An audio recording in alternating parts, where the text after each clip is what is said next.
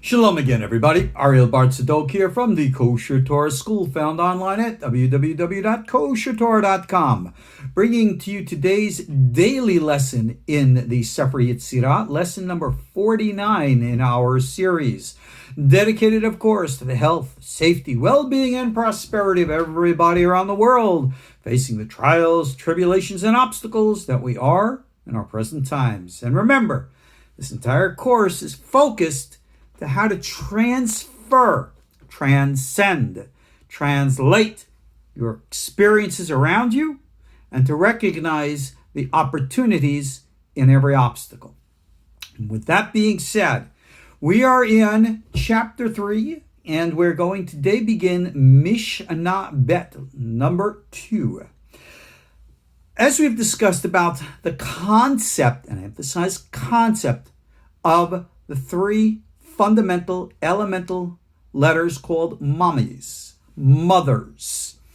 Aleph, Mem, Shin, remember, are representative, symbolic, metaphorical, archetypal expressions of fundamental energies within our universe. You know what? We've been describing these energies as expansive and restrictive and balanced. You know, if you remember in the past Mishna, we applied the terms like in a courtroom. We said it's innocence and guilt and balance, justice, if you will. Well, let's apply a little bit of a different understanding to these energies and you'll get it, I hope. How about positive and negative and neutral? Now, remember what positive and negative is, just like we have in the charges of everything that we understand in our atomic reality. Just like in the forms of an atom. You have in its nucleus, its neutrons, which are the neutral particle, representing of an aleph. The protons, which is the positive, representing the what? The mem. And then the electrons, which are the negative charge, which represent the shin. Now remember how we correlated the letters, and that's important for us to understand now. Aleph, Mem, Shin, positive, negative, neutral. And if you remember from previous class, we said that the aleph is like the air. It starts from the keter and goes down the center column. Whereas that intuitive psychic mind, the fluid open mind, we said is the mem, and its place is down below. Whereas the intellectual rational mind is the letter shin in the head. Just like you have the intuitive floating mind, if we're going to apply this to an atomic structure, you will find that that's the positive. And it's united with the neutral in the center, the nucleus of an atom. And then you have all these electrons going around it. And the electrons are the electronic field, and that's negative. And the one thing we know about electrons is that they create that force which gives physical matter its solidity. So, think about this. We all know the reality of the scientific concept, according to how it's explained to us. The distance between one atom to the next might be like the distance between planets or solar systems. So there's a lot of what we think is empty space. It's not really empty. It's full of a whole bunch of different stuff, but from our point of view. So if I have this atom here, and it's like the fingers of my hand, all separate space, and I have this other atom here, all supposed empty space, you notice my fingers can go through one another. So how come atoms just don't pass through one another? From what I remember from good old, science class, they said it's the electron field. The electron field is what the polarities, they bounce off of each other, thus giving solidity to form. So what gives solidity to form? The shin. The mind, if you will, the brain, the din, the gavura, the severity, which gives it that demarcated form. Remember we call that the restriction? So you have the outside expansive and the moving in, and it creates the balance. With that being said, Mishnah Bet tells us like this. Shlosh emot emesh.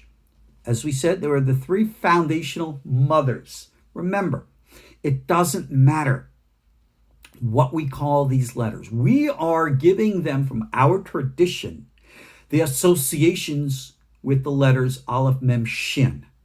Remember what the concepts underlying the letters mean. Because if you will remember again, we're going to shift and apply another set of three letters to these forces. Which letters? The letters we know all so well from God's name, Yud and He and Vav. Because when we would talk about God, you're going to ask, well, what does God have to do with all this? Well, isn't like He the creator? He? We really should never call God a He, in spite of the fact that's what the Bible says. In modern understanding, when the Bible says God's both male and female, it might even be better to not so much personalize God, in spite of what our religions want us to do, and recognize God as an it, the supernal mind, the eternal consciousness, the reality and being of existence, the life force, the will. So maybe it might be better way to refer to it. It has these three energies that the Sefirot materialize into the construct of form. The forms are the foundational letters, but that expression of the divine in this takes on its own three letters, Yud Kei Vav. Well, why? Because it gets into a whole bunch of different reasons. It's nothing really so mystical and magical.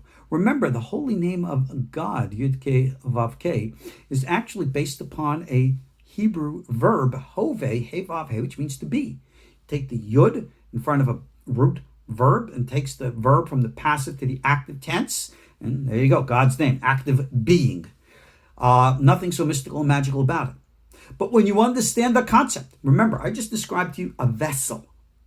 Understand the, in quote, light or soul within the vessel, and you will understand the relationship of the Sefirot B'Lima to the 22 letters, and understand what we call the Peliot Chochmah, the Nitivot Peliot Chochmah. Remember we call those the wondrous paths of wisdom? And remember that word path, Nitiv?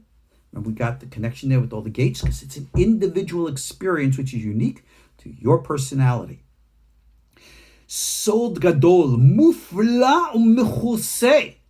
There is a big secret here. The word Mufla, same as Aleph, which is Pele, same base word, very, very deep, very, very profound, and Mechusei. So you have three adjectives. Really great. Really wonderful, all right, mufla, profound, and concealed. Why do we have three metaphors? Gee, aren't we talking like three letters, three energies? Why do you think we would have three metaphors? Oh, well, which one describes which? Forget those types of rigid applications. Understand the poetic, literary license of the author. That's why he chooses these three. All right? Gadol. Yeah, because we're dealing with a power. Remember, our universe is what we call the three-dimensional little block in which we live in. We are going to learn more about this as, of course, we go through chapters 3 and 4 and 5, which deal with the relationship of the letters to all the constructs in three-dimensional space. But we talked about fourth-dimensional space, fifth-dimensional space, as the dimensional planes that are up and around our own. So here we are inside, and there is the outside where the real energy, the higher universe, which is fully inhabited by beings like us who are not like us. And let's leave it at that. Just because an entity resides in a higher dimension, never ever mistake that to believe that they are smarter, wiser, closer to God, worthy of obedience and obeisance, or any of this other kind of nonsense. All right? We're in the human kingdom. And in our own minds, we are, in quote, above the animal kingdom. Do you really see animals come and worship us? For those of you who don't already know, I got my little doggie, Sierra. Do you think she worships me? Yeah, that'll be the day. Any of us who have pets know, no, pets don't worship us. They might love us, but they certainly don't worship us. Well, these higher entities, they look down at us as kind of pets. we shouldn't be worshiping them either. That's why in Torah, in our Jewish path, we always speak of one God, one source, etc., and so on, and no one else, nothing else matters. That doesn't mean we don't interact with them. It doesn't mean that we don't dialogue, but we do not make offerings, obeisance, submission, or anything of the kind. That's the fundamental violation. We do not do that. Why? Because there's something really great and wondrous and concealed. That higher dimensional plane that looks down upon us, as we know, there's even a higher dimensional plane that's looking down on them. So in light of all the modern conspiracy theories that people think that Big Brother is watching us, well, good for him. All right? I always remind people, if Big Brother is watching you, Big Father in heaven is watching him. And that's just the way it is. All right? So for anybody who thinks they're at the height of the food chain, they have something to learn. What's the big secret? How do I relate this gadol, this wonder, and this concealment? I want to reach it. I want to touch it. I want to do something with it. What do I do? Real function. Remember, this is a book on function, doing stuff. So the Mishnah continues and states, "V'hotem or chatum b'sheshat tabaot." These are now sealed with 6 rings. 6 rings, but 1 ring to rule them all. Oh yeah, I had to say that. Okay, here's the handout for today's sheet. This is actually a diagram from the 40-hour meditative course that I have, which obviously goes into this much, much deeper. And here you see what are called the 6 permutations, the 6 combinations of the letters. The first 2 begin with an aleph, the second 2 with the mem, and the final 2 with the letter shin. Now remember, each and every letter represents something. Aleph is air, neutral. And we said it corresponds to that keter dot. Keter above, dot below. And then afterwards you have the mem and the shin. The mem, chokhmah, shin, bina, or is it really shin, bina, and then mem, chokhmah? Which is it? It's either way. It all depends on perception now, doesn't it? Remember, you're walking around a circle. What's the right way? Clockwise, counterclockwise. You look at the Sefirot. We always go, oh yeah, the order of the Sefirot is Keter, Chokhmah, Bina. Why? Maybe it's Keter, Bina, Chokhmah. How do you know the difference? Mem, there's our mem in the line 3. And normally if it's emesh, you would have mem shin, and we got to put the aleph there at the end. But what happens if it's not at the end? So instead, you would have mem shin aleph, chokhmah, and bina, and dot. Maybe it's really chokhmah, dot, and bina. I guess it all depends on how you look at it. Shin, obviously bina. Bina goes up to keter and aleph, or down to dot, and then into chokhmah. Or is it the other way around? From the shin of bina to the mem of chokhmah, back to the keter or dot. I guess really it all depends on perspective. So, those are your 6 seals. What do I do with them? Well, you can sit here and you can recite them. Ameshe, ashe, me, meshe, blah, blah, blah. What are you doing? You're reciting words, you're reciting sounds. What do you think? Magic is going to happen? All right, you've been watching too many Harry Potter movies, if that's what you think. It doesn't work like that. Magic words are not magic. Magic words are actually vibrations of sound, which are the channel, the conduit, the vessel for the intuitive or psychic power of the mind, looking for a form in which to materialize. And that form or sonic vibration sound has to be properly oscillated so as to vibrate, molecular structure. That's how this all works. Really, like we said, this is a spiritual science. You shouldn't really just think of this as mysticism. It's not. Never understood like that. So, when you would be reciting these 6, you can actually just contemplate them. Contemplate the idea. What would happen if I had Keter, Chokhmah, Bina? All right, that's the order that we normally associate. But what would happen if Keter went first into Bina and then in the Chokhmah? What would happen if I looked at it from the point of the dot? Now, what would happen if I started with Bina or Chokhmah and then I went to one of the others? What does it all mean? Now, that's a good question and the right one. And don't look to me for an answer, because your personal perception of what it means is what you need to learn. That's why you need to practice this meditation. You could recite the letters Ameshe all you want till you're blue in the face. Nothing's going to happen. You got to sit back. You got to say, all right, Ameshe. All right, Keter, Chokhmah, Bina.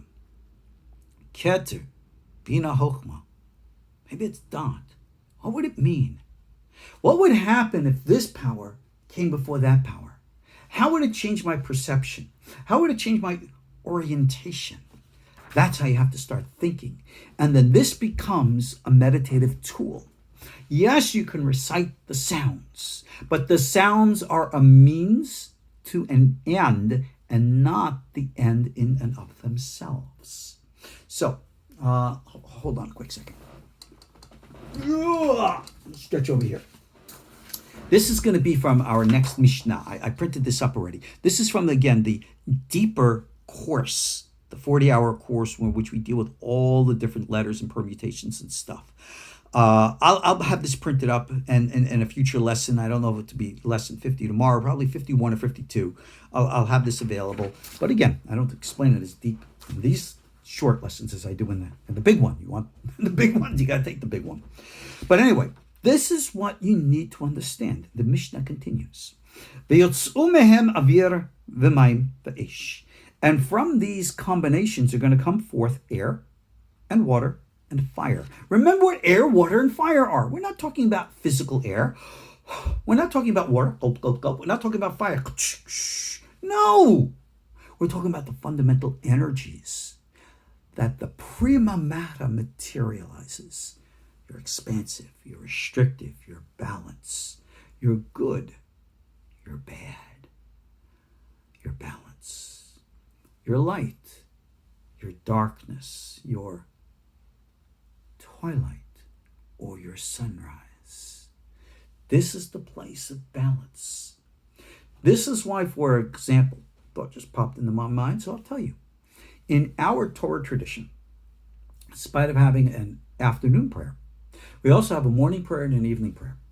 According to Kabbalistic tradition, those who really know, we always recite the morning prayer right with the rising of the sun. So right when you're rising the sun, that's when you say your prayer, which is the Amidah.